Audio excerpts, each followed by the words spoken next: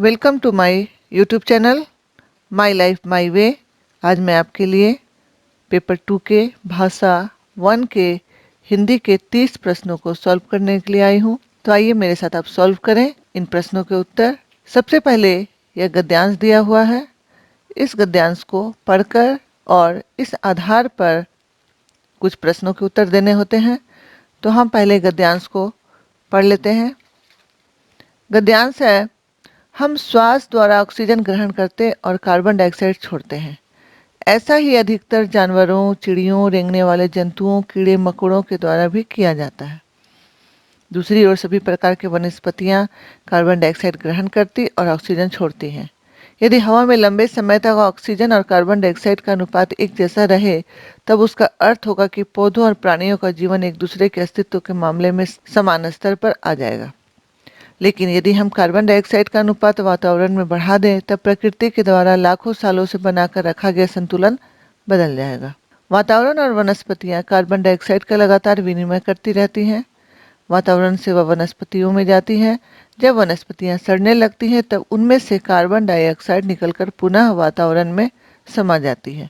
वनस्पतियां इस प्रकार carbon dioxide वसंत और ग्रीष्म ऋतु में ग्रहण करती हैं, और जब वे सर्दियों में नष्ट होने लगती हैं, तब उसे छोड़ती हैं। इस प्रकार वातावरण में मौजूद कार्बन डाइऑक्साइड की मात्रा में मौसम दर मौसम फर्क होता है। अब इस आधार पर जो प्रश्न है उसके उत्तर हम देखते हैं। लंबे समय तक पद व्याकरण की दृष्टि से क्या है? विशेषण है, क्रिया विशेषण है, संज्ञा है या सर्वनाम है? तो हम उसी थ्योरी के आधार पर प्रश्नों के सही उत्तर ढूंढते हैं, जिनमें पहले हमें ये देखना है कि कौन से उत्तर नहीं होंगे, तब हम सही उत्तर कौन सा होगा ये हमारे सामने आ जाएगा। देखते हैं संज्ञा। संज्ञा नहीं है, ये सर्वनाम भी नहीं है। अब क्रिया विशेषण और विशेषण देखना है, यह विशेषण भी नहीं है, इसलिए इसका उत्तर है क्रिया विशेषण। अगला है, गद्यांश का मुख्य विषय है। ऑप्शन 1 पौधों और प्राणियों का जीवन, वसंत और ग्रीष्म ऋतु में वनस्पतियां, ऑक्सीजन और कार्बन डाइऑक्साइड का संतुलन, श्वास द्वारा ऑक्सीजन ग्रहण। तो इसका उत्तर होगा ऑक्सीजन और कार्बन डाइऑक्साइड का संतुलन। यह गद्यांश का मुख्य विषय है। विनिमय का क्या अर्थ है? विनिमय का अर्थ हम जानते हैं कि लेना देना होता है। 1 नंबर इसका उत्तर है। हम सांस के साथ कार्बन डाइऑक्साइड लेते और छोड़ते हैं, गलत है। कार्बन डाइऑक्साइड लेते और ऑक्सीजन छोड़ते हैं, गलत है। ऑक्सीजन छोड़ते और ग्रहण करते, ये भी गलत है। तो इसका सही उत्तर होगा 4 नंबर, क्योंकि ऑक्सीजन लेते हैं और कार्बन डाइऑक्साइड छोड़ते हैं। अगला प्रश्न, ऑक्सीजन ग्रहण करने में अधिकांश जीवधारियों का स्वभाव मानव की तरह है, विचित्र प्रकार का है, मानव से भिन्न है, मानव के विपरीत है? तो मानव की तरह ही है। अगला प्रश्न, वनस्पतियां जब सड़ने लगती हैं तो वातावरण को मिलती है, क्या मिलती है? जैविक खाद, ऑक्सीजन, नाइट्रोजन। जब वनस्पतियां सड़ने लगती है तो वातावरण को कार्बन डाइऑक्साइड मिलती है। पौधों और प्राणियों का जीवन एक दूसरे के अस्तित्व के समान आ जाएगा जब हवा में लंबे समय तक क्या रहेगा? कार्बन डाइऑक्साइड और ऑक्सीजन का अनुपात समान रहेगा। वनस्पतियां कार्बन डाइऑक्साइड का विनिमय करती रहें, सूर्य का प्रकाश मिलता रहे, कार्बन डाइऑक्साइड मिलना बंद हो जाए। तो कार्बन डाइऑक्साइड और ऑक्सीजन का अनुपात समान रहे। वातावरण का विग्रह और समास होगा, कौन सा होगा ये हमें देखना है। तो वातावरण, सबसे पहले हम देखेंगे बहुव्रीहि समास नहीं होगा, क्योंकि बहुव्रीहि समास में कोई अन्य पद प्रभावी होता है, और कर्मधारय समास में उपमा उपमेय का संबंध होता है।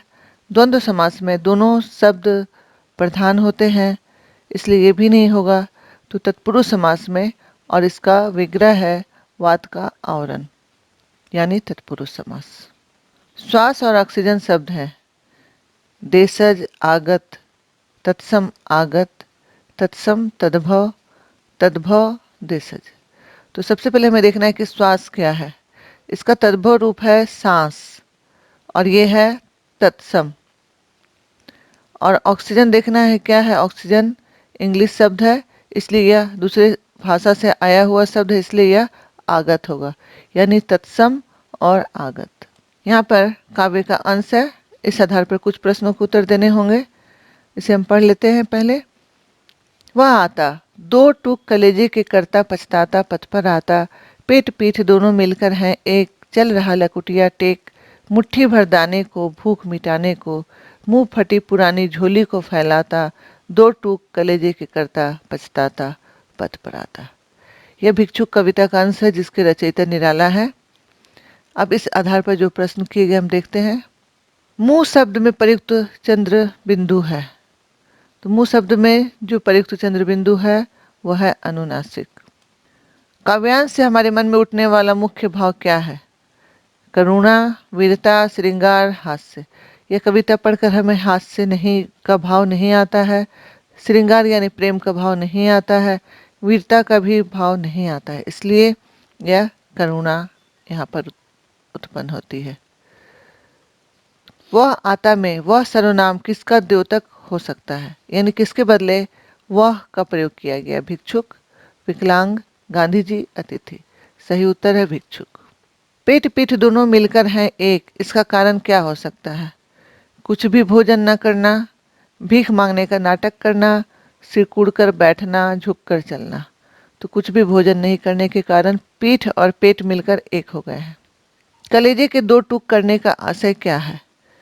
दिल की चीड़ फाड़ करना, कठिनाई पैदा करना, टुकड़े टुकड़े करना, मन को कष्ट पहुंचाना। सही उत्तर है मन को कष्ट पहुंचना। भिखारी अपनी झोली क्यों फैलाता है? मुट्ठी भर अनाज दिखाना चाहता है, अपनी गरीबी के बारे में बताना चाहता है, भूख मिटाने के लिए कुछ अन्न चाहता है, झोली में कुछ छिपाना चाहता है। सही उत्तर है भूख मिटाने के लिए कुछ अन्न वह चाहता है, इसलिए झोली फैलाता है। बच्चे भाषा तब बेहतर तरीके से सीखते हैं जब सरल साहित्य का चयन हो, परीक्षाओं का आयोजन हो, अनेक पाठ्य पुस्तकें हो, भाषा का समृद्ध परिवेश हो। तो बच्चे बेहतर भाषा तब सीखेंगे जब समृद्ध परिवेश हो। अगला देखते हैं। उच्च प्राथमिक स्तर पर भाषा आकलन की दृष्टि से सर्वाधिक महत्वपूर्ण क्या है? प्राथमिक स्तर की यहाँ पर बात नहीं की गई है, यहाँ पर बात की गई है उच्च प्राथमिक स्तर पर। पहला ऑप्शन साक्षात्कार यानी प्रश्नोत्तरी, लिखित परीक्षा, अवलोकन या जांच सूची। इसका सही उत्तर होगा अवलोकन करके। द्वितीय भाषा की पाठ्यचर्या का एक लक्ष्य है प्राकृतिक भाषा ज्ञान में अर्जित दक्षता के अनुरूप डैश दक्षता प्राप्त करना। औसत दक्षता, बुनियादी दक्षता, उच्च दक्षता, सर्वोच्च दक्षता। सटीक उत्तर है बुनियादी। भाषा के विभिन्न कौशलों को डैश रूप में पढ़ाने की अनुशंसा की जाती है। तो भाषा के विभिन्न कौशलों को किस रूप में पढ़ाने की अनुशंसा की जाती? उच्च रूप में, निम्न रूप में? ये दोनों नहीं होगा। क्रमिक रूप में या एकीकृत रूप में? सही उत्तर होगा एकीकृत करके। विभिन्न कौशलों को एकीकृत करके पढ़ाने की अनुशंसा की जाती है। व्याकरण शिक्षण की कौन सी विधि अपेक्षाकृत प्रभावी है? सूत्र विधि, सूत्र के द्वारा समझाना, पाठ्य पुस्तक के द्वारा उस पर छोड़ देना, आगमन विधि या निगमन। निगमन मतलब भेजना, आगमन मतलब अपनाना। आगमन विधि ही अपेक्षाकृत प्रभावी है। उच्च प्राथमिक स्तर पर भाषा की पाठ्यपुस्तक में रक्त और हमारा शरीर पाठ शामिल करने का विचार डैश से जुड़ा है। हिंदी भाषा की विभिन्न रंगतों, विज्ञान संबंधी शब्दावली, विषयों की विभिन्न भाषाओं, संपूर्ण पाठ्यचर्या में भाषा। इसका सही उत्तर होगा हिंदी भाषा की विभिन्न रंगतों के। त्रिभाषा फार्मूला भारत की डैश की चुनौतियों और डैश को संबोधित करने का एक प्रयास है। तो त्रिभाषा फार्मूला भारत की भाषा की स्थिति की चुनौतियों और अवसरों को संबोधित करने का एक प्रयास है। के उत्तर खोजने में भी आप उसी विधि को अपनाएं कि कौन सा उसमें नहीं होगा, उसके बाद आप सही उत्तर ढूंढ पाएंगे। इसका उत्तर है 2 नंबर। अगला देखते हैं हम प्रश्न। लिखने की क्षमता का विकास बोलने, सुनने और पढ़ने की क्षमता की संगति में होनी चाहिए। यह विचार क्या है? लिखने की क्षमता का विकास बोलने, सुनने और पढ़ने की क्षमता में, यानी बोलना, सुनना और पढ़ना, इसकी संगति में होना चाहिए या नहीं होना चाहिए? तो यह आंशिक रूप से सत्य है, पूर्णतः निराधार है, पूर्णतः असत्य है, पूर्णतः सत्य है। यह संगति जरूरी है, इसलिए पूर्णतः सत्य है। उच्च प्राथमिक स्तर पर भाषा सीखने का उद्देश्य है दूसरों के अनुभवों से जुड़कर सवालों के जवाब देना। निजी अनुभवों को केवल लिखकर केवल जहां बात आएगी वो नहीं होगा। प्रश्नोत्तरी भाषण अंताक्षरी का मात्र की बात है वो भी नहीं होगा। अगला देखते हैं भाषा की बारीकी और सौंदर्य बोध को सही रूप में समझना। अगला देखते हैं ज्ञान से संबंधित अन्य विषयों की समझ का विकास तथा उससे आनंद उठाने की क्षमता का विकास उच्च प्राथमिक स्तर पर भाषा सीखने का सर्वाधिक महत्वपूर्ण उद्देश्य है, सबसे कम महत्वपूर्ण उद्देश्य है, एकमात्र उद्देश्य है, एक महत्वपूर्ण उद्देश्य है। इसका सही उत्तर होगा एक महत्वपूर्ण उद्देश्य है। आप बार बार इसे अगर रिपीट करेंगे तो आपको समझ में आ जाएगी कि असल में पूछा क्या जा रहा है, तब आप सही उत्तर ढूंढ पाएंगे। पढ़ने का अर्थ है केवल वाक्यों को पढ़ना, शब्दों को पढ़ना, पढ़कर समझना, वर्णमाला का ज्ञान। पढ़कर समझना। कविता में कई बार अभी भी का प्रयोग करके बातें रची गई हैं। बिना रुके चलने वाले किसी कार्य का भाव निकल रहा है या नहीं। प्रश्न की ओर संकेत करता है, व्याकरण की परिभाषा की ओर संकेत करता है, भाषा संरचना की ओर संकेत करता है, व्याकरणिक ज्ञान की ओर संकेत करता है, नहीं, यह भाषा की बारीकी की ओर संकेत करता है।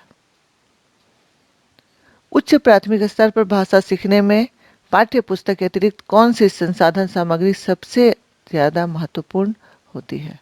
पाठ्य पुस्तक के अतिरिक्त पूछा जा रहा है तो आयु अनुरूप साहित्य, समाचार पत्र, रेडियो नाटक, कविता पाठ।